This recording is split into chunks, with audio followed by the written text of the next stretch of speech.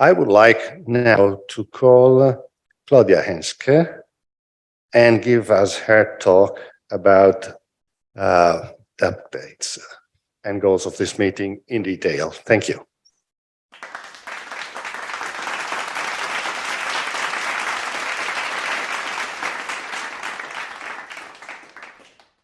Thank you very much, and thank you very much for organizing and all of this. It's a lot of work.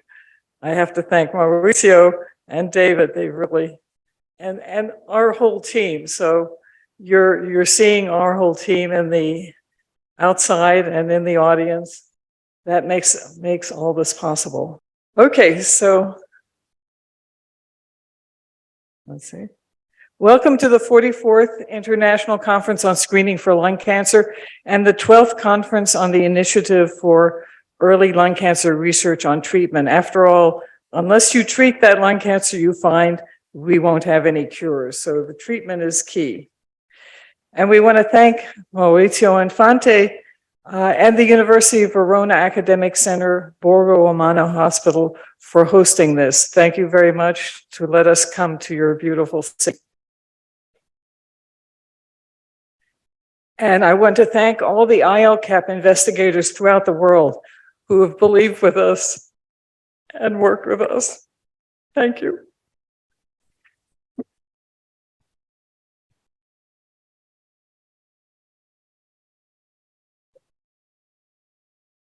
So we now have over 92,000 participants in I-ELCAP in 10 countries in the world, over 80 institutions, and we've marched through all of these conferences. Thank you. And you see them distributed throughout the world in US, Canada, Asia, Europe, the Middle East, and we continue to expand. We've had 43 previous conferences, and I just listed them so you can see. The first two were Cornell and at Mount Sinai, multiple conferences, but the rest of them have been held in many countries, all like Dr. Maurizio, who worked very hard. All of those other investigators worked very hard to make those conferences a success. So the goal of this conference is to maximize the benefit of screening. There seems to be more acceptance of screening than I've ever heard, despite all the EU problems of marching through. That was a very interesting talk and much appreciated. So we need to rethink and optimize all components of the diagnostic treatment paradigm, and that's the goal.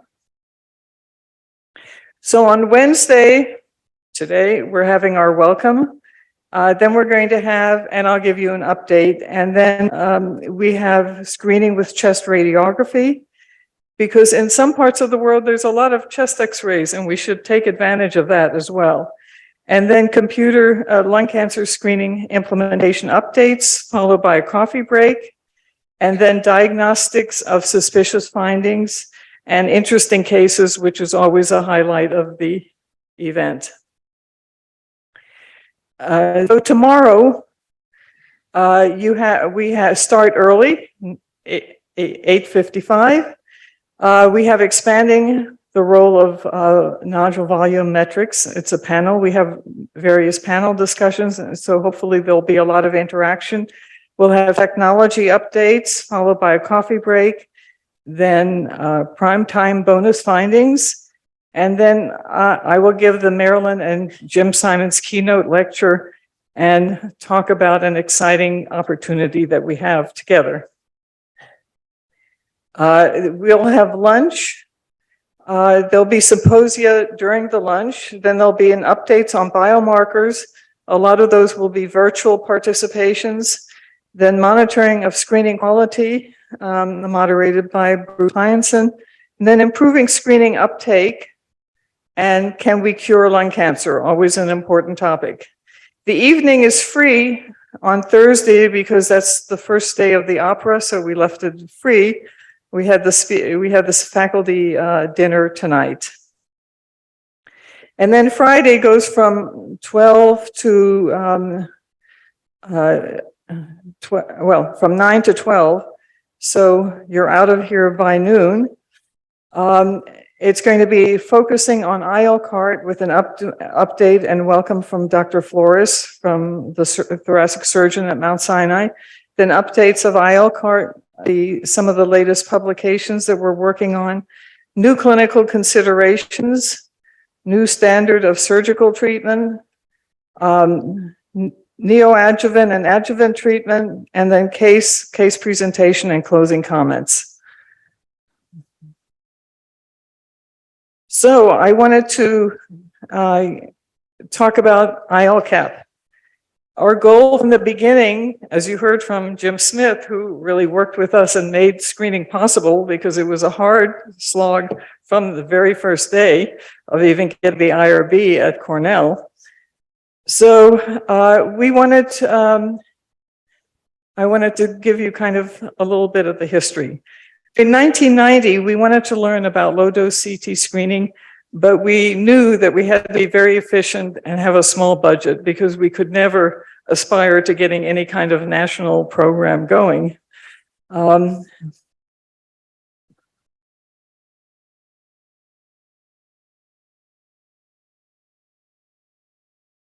So I just wanted to have you remember what the world was like in 1990. Some of you may not have even been around, but at that time, Bush 41 was president. Dan Quayle, that we heard about recently, was vice president. The Cold War had ended. Germany was reunited. Margaret Thatcher resigned. And the Hubble telescope was launched into space to explore the universe. We didn't really know much about the universe as much as we know now. And the Human Genome Project started. But remember, we had no mobile phones, no emails, and CT scanners were single slice and just developing the helical mode and low dose. That was just starting in 1990.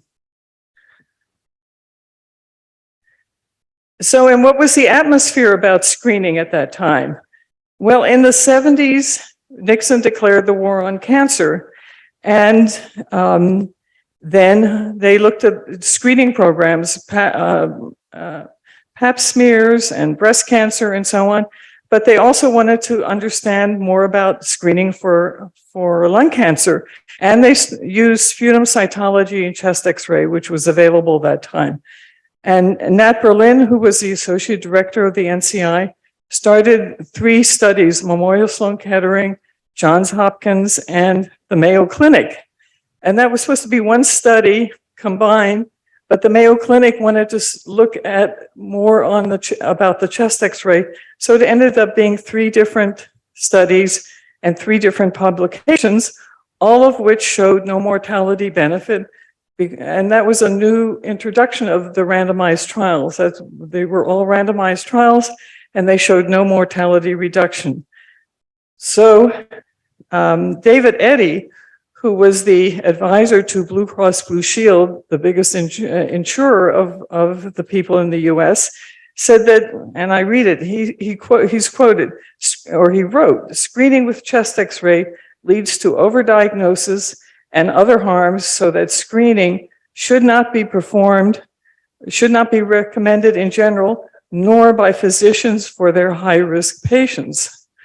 Now, in a subsequent meeting that Robert Smith, who will also be here virtually, from the American Cancer Society, held a meeting in Verona in 1998, and all those PIs stood up. I still remember, they stood up in the back of the room and said, "We all give a chest x-ray to our high-risk people." So they really didn't believe, they weren't convinced about their results. They thought there was a lot of misinterpretation. But the atmosphere was not positive. So in 1987, David and I organized the New York City Chess Club, and we invited speakers from all over the US, and we explored these different topics. In 1990, we organized a multidisciplinary research conference in a ski resort because we felt that skiing at high altitude kind of cleared your mind to really have important topics. And then we had a follow-up meeting in Snowbird in Vail to further explore what we should do. And we thought we should compare CT with chest X-rays, because after all, we really understood that with a CT scanner, at best you can see it at 1 millimeter or 2 millimeters. That's 21 or 22 doubling times from the start of that single malignant cell. And on chest X-ray, at best at 1 centimeter, but usually at 2 or 3 centimeters. So in the last, after 30 doublings, and a death occurs at 40 doubling because either the mass is so big or because of the metastases. So we really didn't know what what early lung cancers look like. So a lot of this was to explore to better understand. And at that time, we saw the CT scans were small images. You had 12 images on a single X-ray. Then you covered the whole chest with three films that you looked at on a light box. And I don't know if you can recognize the other characters or the mustache that it was in fashion at that time, but we haven't changed. So we had many meetings. We asked those previous experts, Betty Flanger, who was the chief statistician, to come and talk to us. Dr. Melamed, who was the PI of all the projects, but mainly the New York City project. And then we also reached out to people that I knew at Harvard School of Public Health. I did my radiology fellowship training there, and I spent 1 year of research with Alan Morrison, who was looking at the results of the HIP study, which was a famous breast study in the US. And so I got to know Oli Miet and then Alan Morrison clearly and George Hutchison, all of which wrote about screening, but particularly Alan Morrison's textbook really talks about the different biases that can occur in screening.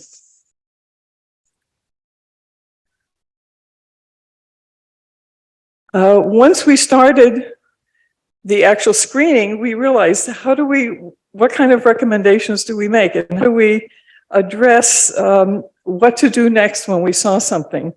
And at that time, I had done different programs with the military, and I said, well, the Cold War is over. So there must be some other uses. They must have developed all these viewing techniques from those satellite images.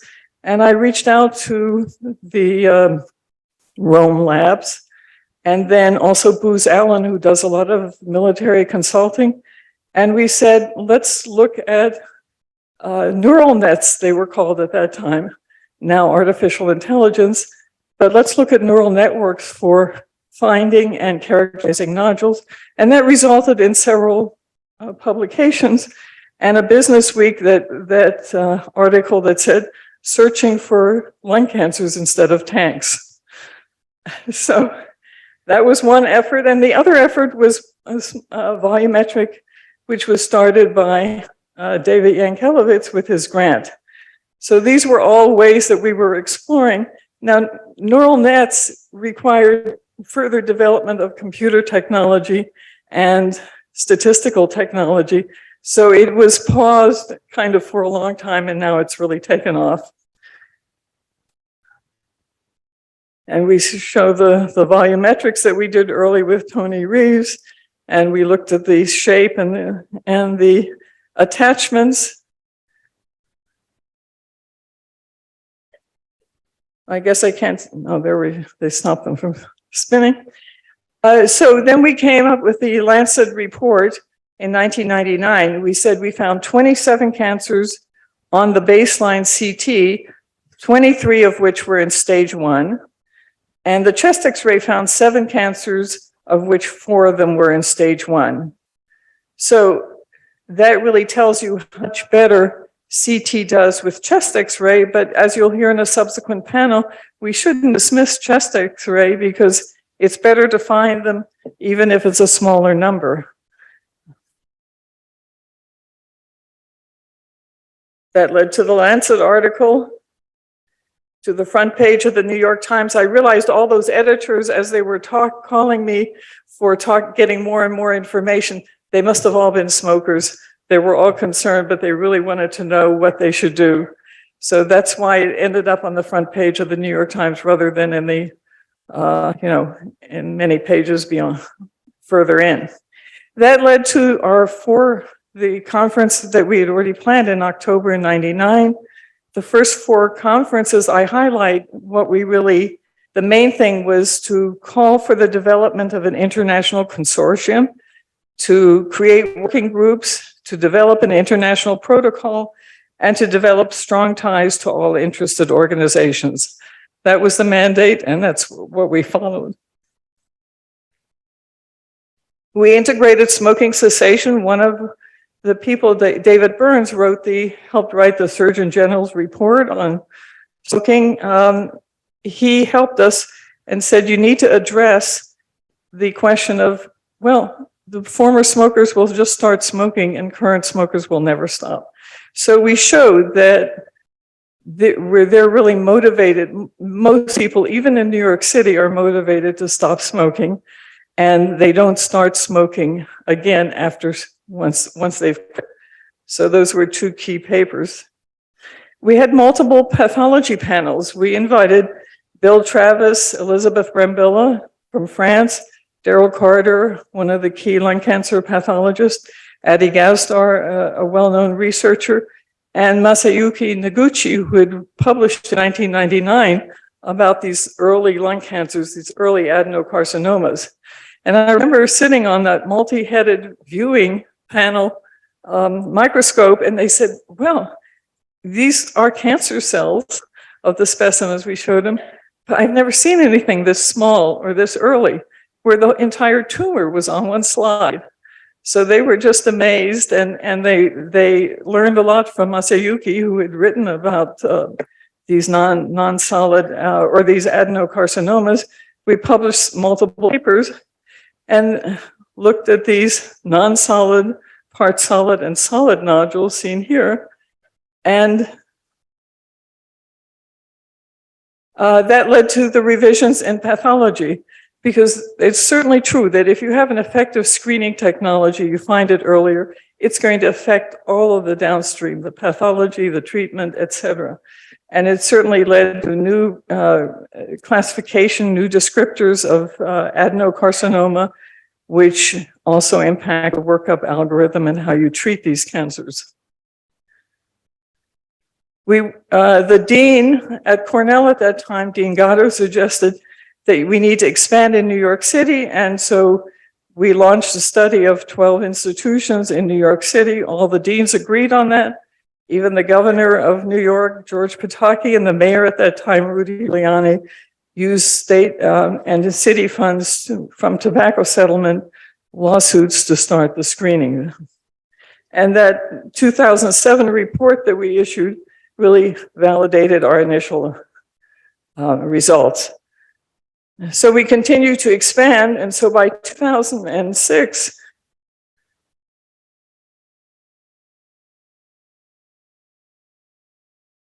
we had reported on over 31,567 participants, and we showed that for all cases, the 10-year survival was 80% of all cases, even those who didn't have treatment, including all stages that were found.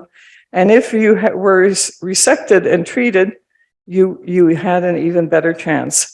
So there were few individuals that we had followed for 10 years, but the New England Journal published our 10-year cure rate of 80%, which caused a lot of discussion and a lot of interesting points being raised. But at the US at that time, the cure rate, which is 1 minus the case fatality rate, was 5% given. So 5% cure rate to 80%, like somebody said earlier, everybody should have started changing something, but it doesn't quite work that way in the US or in Europe or elsewhere. So by 2022, we now have more data. And so At the RSNA, we reported on the cure rate, now much longer term follow-up, even though we keep including new patients. So for all lung cancers, the cure rate is 80%, or the long-term survival is 80%, which is an estimate of the cure rate. And if you were resected in stage 1, stage 1A, then you had an even better survival. And if it was small lung cancers, it was as well high as 90%, 95%. And that was published in Time magazine. But now we're working on that paper that's been submitted. So I-ELCAP really demonstrated the power of prospective data collection in the context of clinical care, which is what the Institute of Medicine had recommended, that we need to have more information collected in the context in a careful way in the context of clinical care. So we looked at the screening regimen, and you all know the devil is in the detail.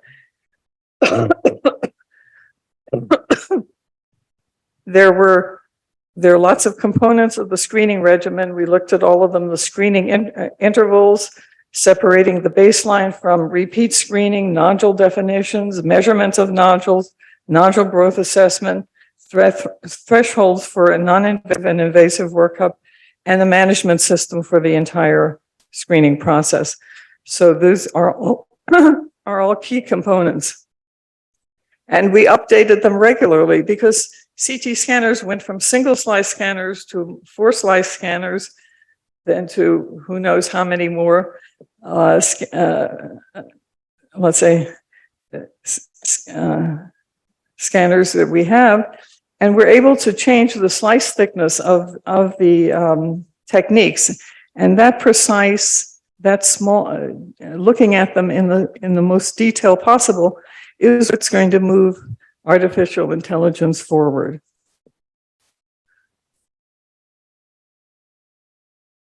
We looked at efficiency ratios. How do we compare different regimens, different protocols?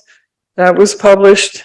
And to me, the most important thing is that we look at all of those other organs that are in the chest, but we need to look at them carefully, decide how to best evaluate them. But look at all those organs we can really assess on a regular basis.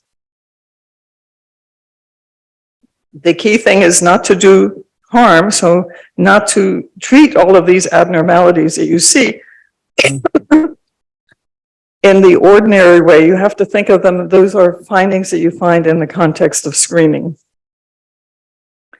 We looked at non-calcified nodules touching the pleural surface, costal, pleural, mediastinum, and diaphragm, and what the recommendations should be for those.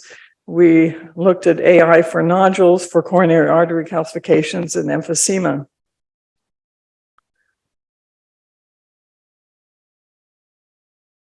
So I want to acknowledge some of the key people who worked with us through all that. Betty Flanger, who was the chief statistician for the 3 studies, and Mary Kimmel, her student, who was a statistician who did a lot of modeling, actually looking at different, how to assess the risk of lung cancer and so on. Myron Melamed, who worked with us. Nat Berlin was very supportive, even though he had funded those other NCI studies, he was very supportive of our effort. And we thank Susan and Stanley Rosenblatt of the Flight Attendants Medical Research Foundation that allowed us to look at never smokers. So we really have a large collection of never smokers that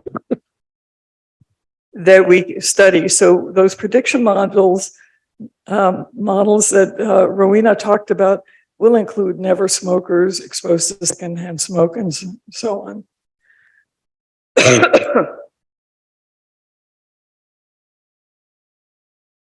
We particularly want to acknowledge Olli Sakari-Miettinen, an epidemiologist from Harvard and later from McGill. He's widely considered as the father of modern epidemiology, and he started working with us on how to evaluate lung cancer. And without such a brilliant guy and such a strong supporter of what we were doing, it would have been hard to survive. We want to thank the Quantitative Imaging Workshop, well, actually the Prevent Cancer Foundation, the founder and CEO being Bo Aldeje here in this, at this meeting as well, because their support really meant a lot, kept us going through all of the different phases. And the head of their advisory board and Molshine, both James Molshine and Bo Aldeje, were at our first meeting and at many of our meetings subsequently, but we thank them for all of their contributions, and particularly the Quantitative Imaging Workshop. That's going to be more and more important because it's how accurately you do something and how you really assess it is the key moving forward and making advances. Here you see a photograph of Jim Molshine, Bo Aldeje, Lori Fenton, who was very helpful. Lori, do you recognize yourself? And Cheryl Hilton, the Dean of the Global Health at NYU. And of course, Chuck Hagel, who always supported us, former defense minister. You always need a defense minister on your side. And we won the Oshner Clinic Foundation Award this year, and I accepted it on behalf of all of the investigators. Thank you.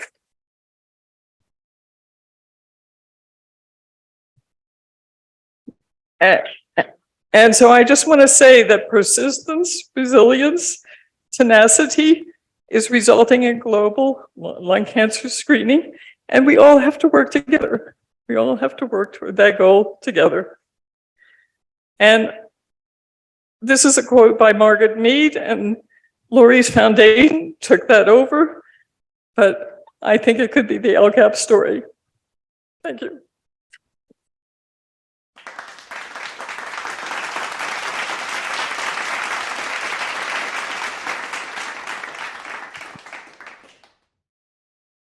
Thank you so much, Claudia, for this comprehensive overview of the history of what you did. As you have realized, lung cancer screening is a